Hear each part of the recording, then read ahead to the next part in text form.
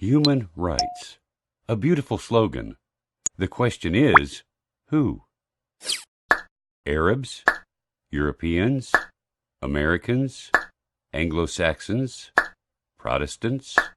The rich? The powerful? Or simply those whom it is in our interest that they should have their rights? I was always interested in the concept of human rights.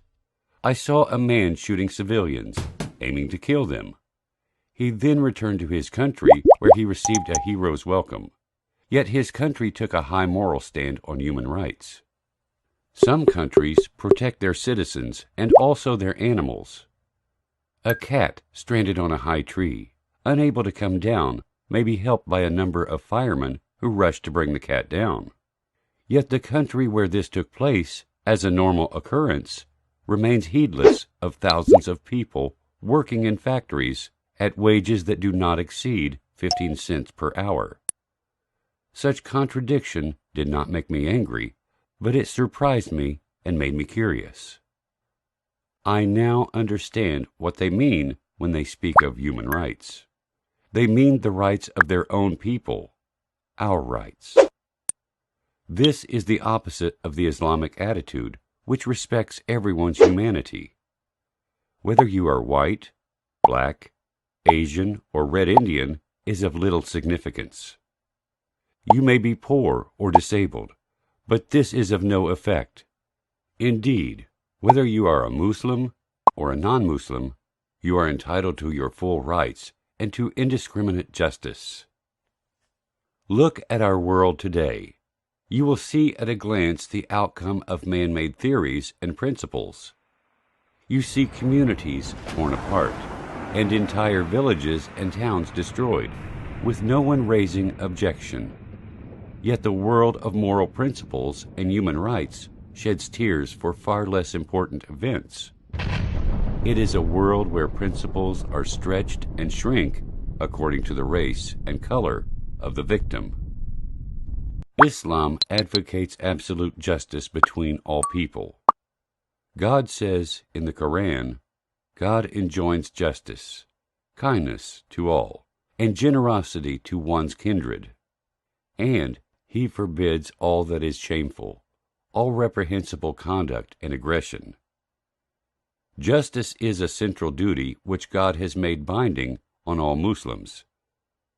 Injustice is forbidden. God has made it so, even to Himself, as He says, My servants, I have forbidden myself injustice, and made it forbidden among you, so do not be unjust to one another.